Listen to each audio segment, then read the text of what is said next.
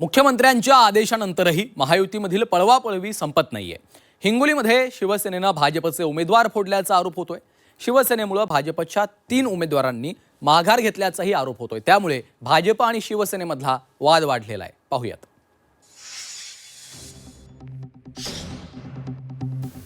नगर परिषद निवडणुकांची रणधुमाळी सुरू झाली आहे। राज्यामध्ये महायुती एकत्र असताना स्थानिक स्वराज्य संस्था निवडणुकीमध्ये मात्र अनेक ठिकाणी महायुतीमध्ये बेबनाव पाहायला मिळतोय। हिंगोलीमध्ये देखील महायुतीतील वाद समोर आलाय। हिंगोली नगरपालिकेसाठी महायुतीतील तिन्ही पक्षांनी स्वतंत्रपणे आपला उमेदवार मैदानामध्ये उतरवलाय, तर मवियानं मात्र आपली वज्रमुठ बांधली आहे। या निवडणुकीवरून हिंगोलीमध्ये भाजप आणि शिवसेनेमध्ये चांगलीच झुंपलेली आहे। भाजपचे आमदार तानाजी मुटकुळे आणि शिवसेनेचे आमदार संतोष बांगर हे आमने सामने आलेत।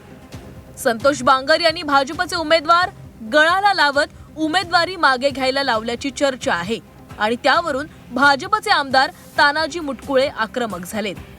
हिंगोली शहरात आडमाप पैसा हा शिंदे सेनेचे उमेदवार देत आहेत, लोकांना मोठ्या प्रमाणात आमिष दाखवत आहेत आणि मतदारांना लुभवण्याचा प्रयत्नही करत आहेत। मुख्यमंत्री आणि दोन्ही उपमुख्यमंत्र्यांनी लिखित असा करार केला की आपल्या या युतीतला कोणीही कोण्याच पक्षाचा एकमेकांसोबत घ्यायचा असा करार त्यांचा झाला, तरी सुद्धा हा करार मोडीत काढण्याचं काम शिवसेनेनं केलं आहे। मला असं वाटतं की माझ्याकडून कुठल्याही प्रकारची चूक झाली नाही आणि मी कुणावरही टीका टिप्पणी केली नाही। ही मी जर टीका टिप्पणी करत असेल आणि कुणाला जर ते लागत असेल तर मला वाटतंय की तो पर्याय संतोष बांगर नाही। एकीकडे शिवसेनेच्या नगरसेवकांना भाजपमध्ये प्रवेश दिल्यानं शिवसेना आक्रमक झालीय। फडणवीसांच्या आदेशानंतर हे फोडाफोडीचं राजकारण थांबेल असं वाटत असतानाच संतोष बांगरांनी भाजपचे उमेदवार फोडल्याचा आरोप होतोय।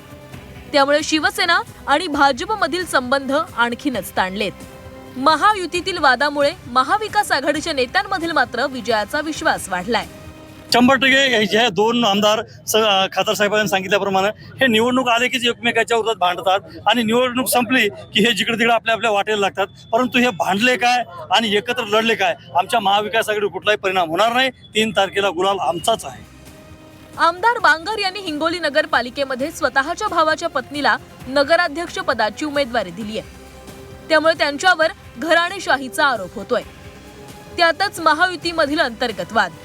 त्यामुळे मवियाला हा वाद फळणार का आणि जनता कुणाच्या पारड्यात मत टाकणार हे 3 डिसेंबरलाच कळेल। गजानन देशमुख, झी 24 तास, हिंगोली।